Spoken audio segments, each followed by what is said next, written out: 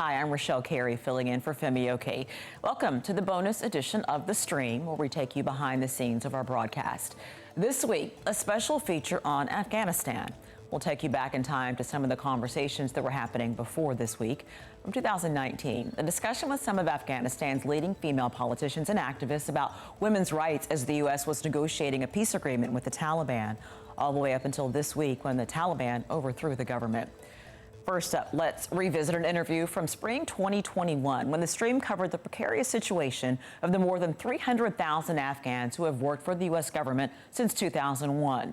Over the years, many received special immigrant visas, but before the events of the past week, petitioners were facing delays and experts were predicting a crisis.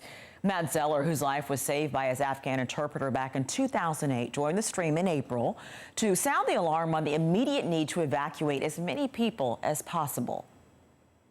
We lost the wars in Iraq and Afghanistan in terms of being able to achieve the objectives that we started out to achieve, right? In Afghanistan, it was to leave behind a country that was absent of the Taliban. They survived.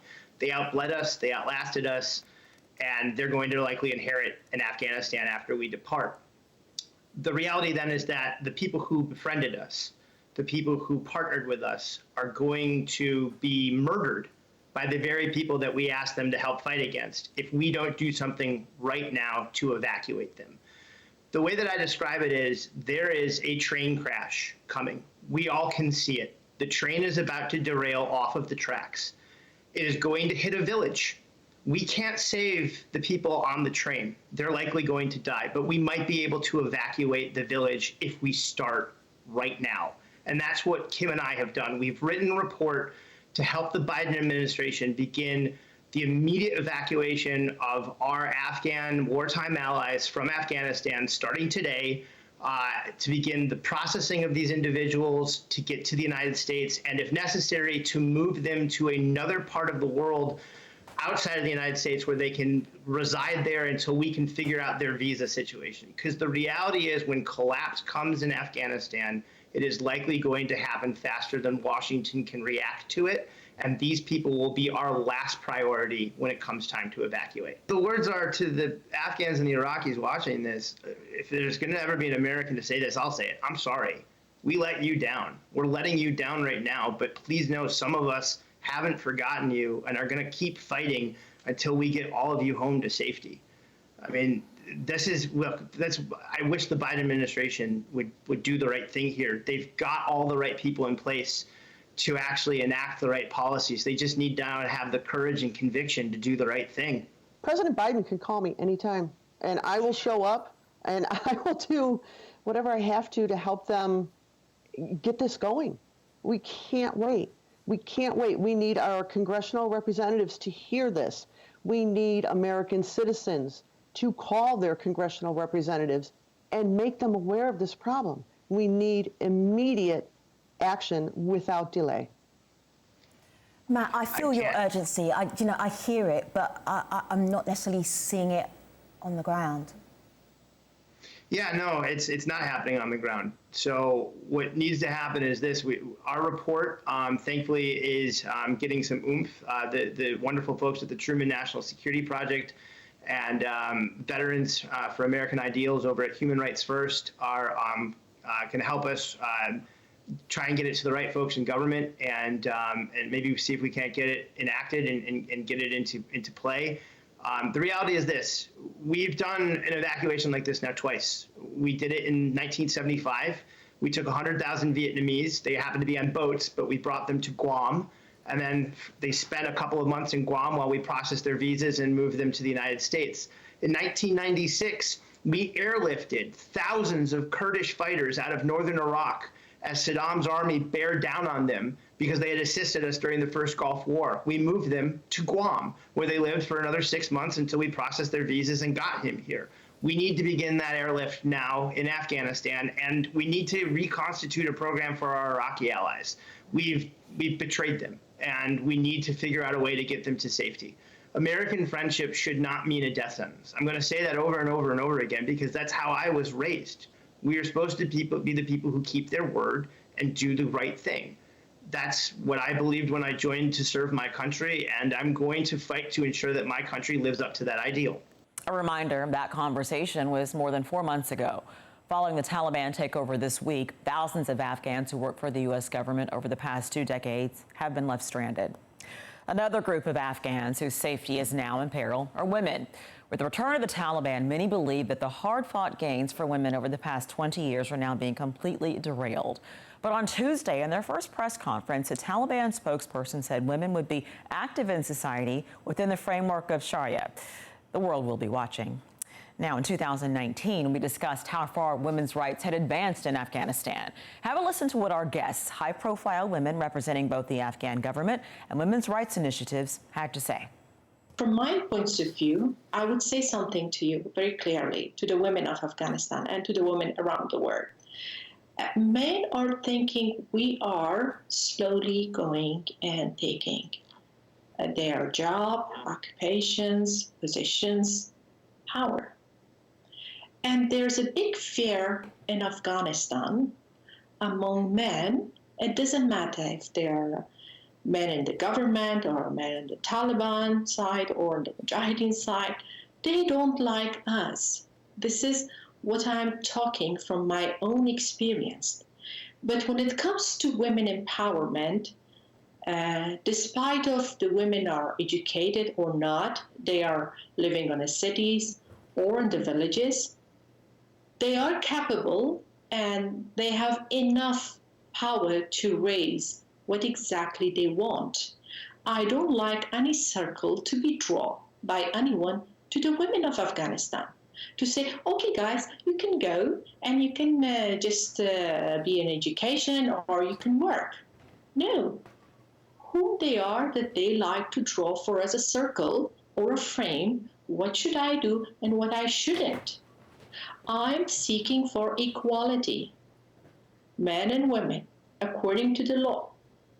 I would like the Constitution, as I had the honor to draft the Constitution, and I know how hard it is. I traveled more than 16 provinces myself. Very far village, but the message was exactly the same. Different language, different sentence, but at the end with the same meaning.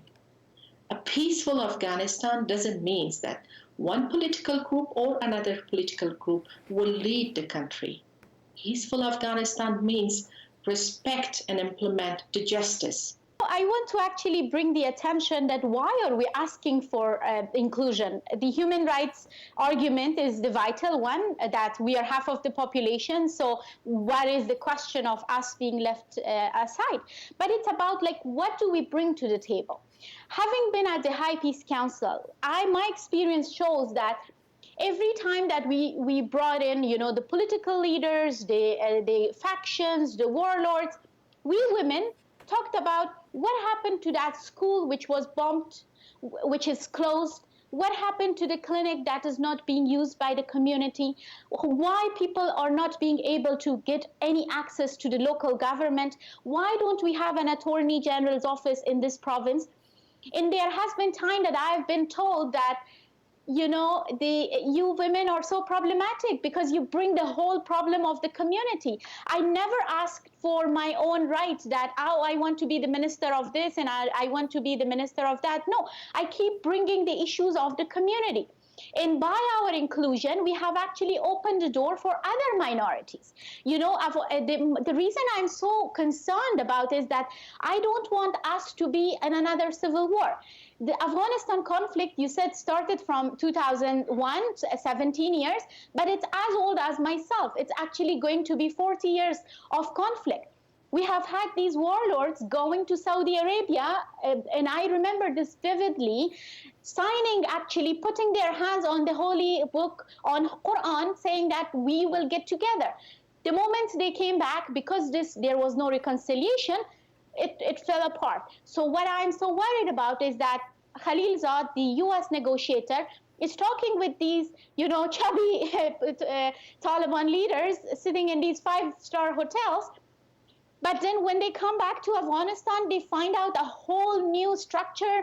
You know, you have all these young combatants fighting on the ground. You have a whole new generation. In 18 years, if somebody was 10 years of age under the Taliban, now that person is actually 38. He has gone to school, he has gone to university, he has a social media access, and he has a voice. Same goes to the young women. So the Taliban are going to actually face a whole new country, which they are not ready to accept. This is what I'm more interested to bring in. It's not just about women, that because I'm a woman, I'm only talking about women. No, as a part of this society, I want to know what happens to the disarmament. We have so many armed men in this society. And the Taliban would be an addition to that. Like, how do we do disarmament? What happens to the reconciliation?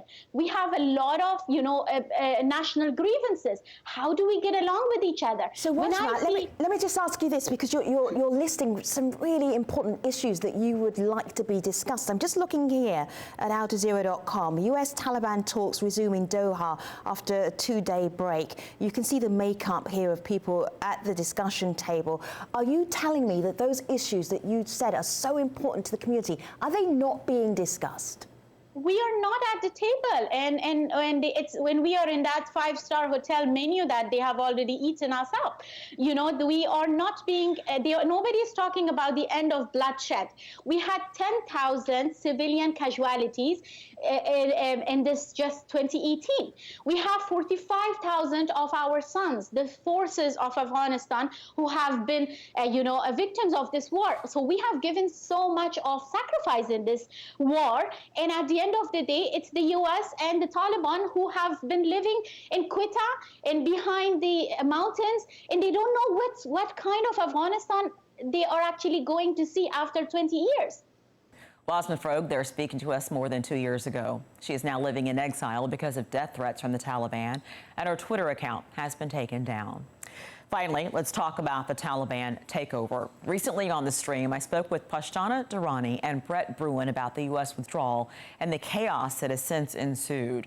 After the show, we continued the conversation, and I asked them to respond to an opinion submitted to the show by the former U.S. Deputy Ambassador to Afghanistan. Have a listen. Can there be an effective relationship with the new government, the new Taliban government? And to get agreement with partners and rivals around the world as to what basic commitments should be made by the Taliban government if they want to be recognized with others, if they want to have international assistance, financial assistance in the very short term, and development assistance going forward. And they're very much going to need that.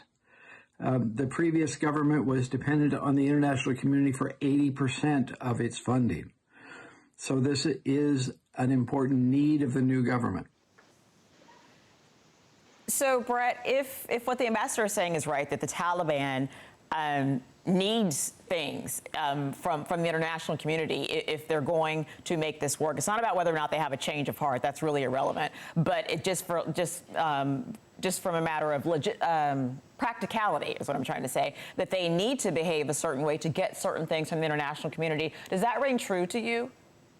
Well, I know Ambassador Wayne very well, a lot of respect for him, but I would respectfully disagree. The Taliban survived for several years without any international recognition, any international aid. I think we're seeing this through a Western lens of, in order to have legitimacy, in order to operate like we would consider a normal government to function, they're going to need all of our programs. I don't know that that's their calculus. And at the end of the day, they're going to make judgments based on what's in the interests of their own survival.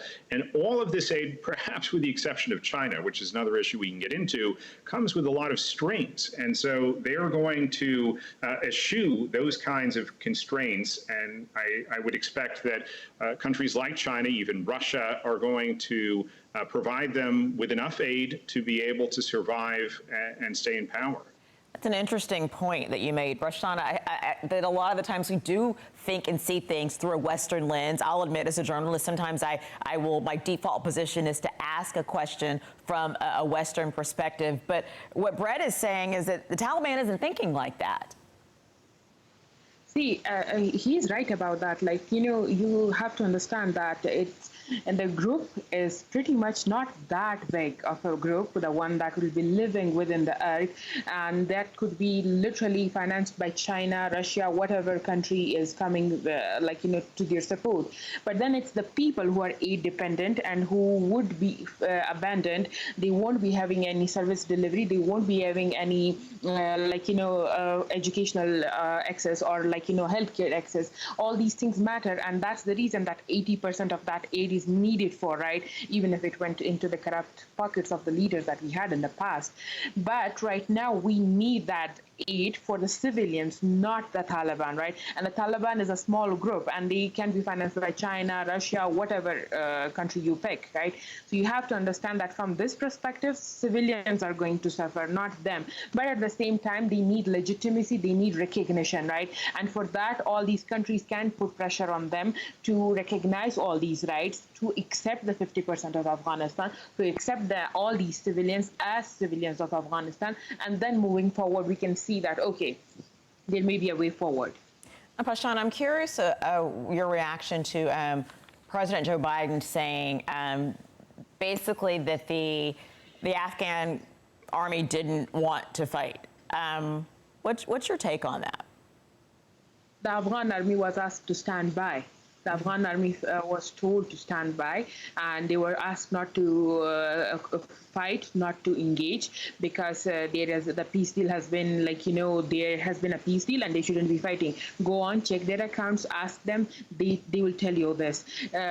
Saying this, coming this from a world leader, I would expect this from the Taliban, but not from Joe Biden. And if he's saying it, it's not something that he should be saying, because he invested in that army. There are people invested in that army. All their taxpayers paid for that army. And now he's saying these people didn't fight. They wanted to fight. They were asked to stand by because there is a peace deal. Brett? I would point to these 60,000 Afghan soldiers that gave their lives, and tens of thousands, hundreds of thousands who were injured in the line of duty. So questioning the bravery, questioning the will to fight, I think is quite frankly, a dishonorable thing for the president to do. And clearly the White House, the administration are looking for who can we point the finger at. I think it is really frustrating for those of us who worked in those holes in the Situation Room to watch an administration that refuses to acknowledge the errors. Fine, we all understand Joe Biden wanted out of Afghanistan, but there are ways of doing it that don't create this kind of chaos, these kinds of consequences that have just been catastrophic. Okay. I think the But let me ask you, I'm going to put the same question to Pashtana, though. I want a clear yes or no. Are you saying that the U.S. should remain in Afghanistan? Obviously, that's off the table, but is that what you're saying should have happened, that the U.S. should not be withdrawing?